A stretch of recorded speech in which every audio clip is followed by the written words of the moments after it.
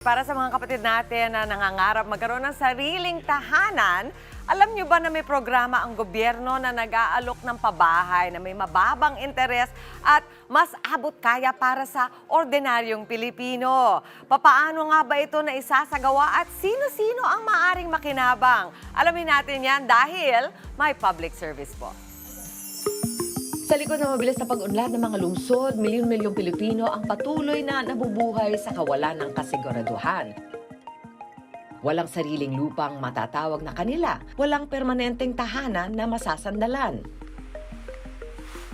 Tulad ni Benita, isang elementary teacher na 29 na taon nang nagtuturo. Ngunit ngayon pa lang magkakaroon ng bahay na maaari niyang tawaging kanya. Actually, nangupahan kami for how many years din po? Almost 10 years. Nalaman namin ito through the effort of our mayor po. Nagpadala po sila ng staff sa school.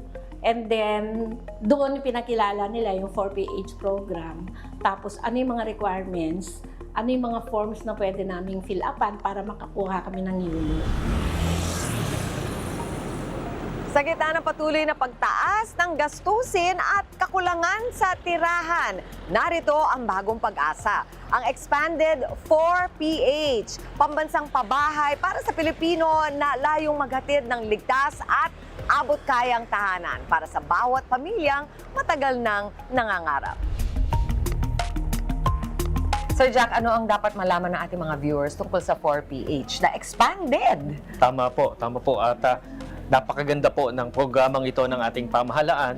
At tama ho kayo, mas pinalawak po yung ating pambansang pabahay para sa Pilipino housing program. Kaya po siya tinawag ngayon expanded sapagkat maliban po sa mga socialized condominium units na maaaring mabili ng ating mga Pag-ibig Fund members sa programa, kasama na rin po dito yung mga house and lots or subdivision projects na socialized house and lots. Kasama na rin po yan sa programa at ang kagandahan po rito, Ma'am Chiki, ay meron pong housing loan ang Pag-ibig Fund para po dito na ang interest rate ay napakababa lang. Subsidized rate of 3% per annum. Ibig sabihin po niyan ay mas lalong pinababa yung monthly payments kapag sila ay hihiram sa Pag-ibig Fund para makabili ng mga socialized housing units.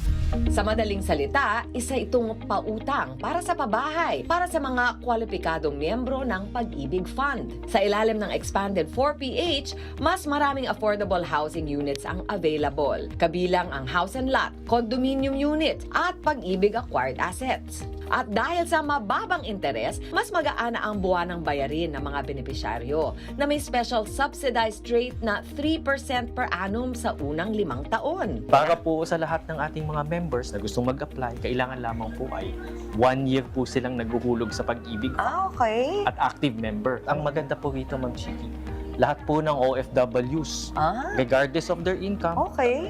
batid ho kasi natin. Hindi naman ho kasi forever nagtatrabaho sa ibang bansa ang ating mga kababayan. So, hindi laging ganun kalaki ang Hindi laging kinita. ganun ang kinikita nila. Opo. Kaya po open sa lahat ng OFWs itong Expanded 4PH. Paano ma-qualify sa Expanded 4PH? Simple lang. Una, magpamiyembro sa Pag-ibig Fund. Sunod, pumili ng property sa Expanded 4PH program at i-click ang Magpalista na. Kapag ikaw ay pre-qualified, maaari ka na magtungo sa opisina ng developer upang simulan ang iyong housing loan application sa Pag-ibig Fund. Maaari ka rin namang mag-antay ng tawag mula sa developer para malaman ang susunod na hakbang. Siguraduhin sundin ang lahat ng qualifications at requirements na 24/7 na makikita sa Pag-ibig online website.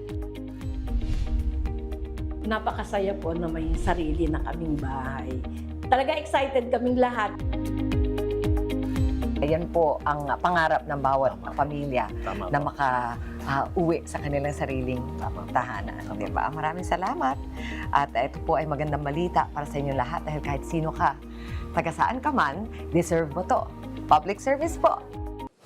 Mga kapatid, Dimples Romana po, maging maalam at may pakialam sa mga napapanahong issue at headlines. Mag-follow na po at subscribe na sa social media pages ng News 5.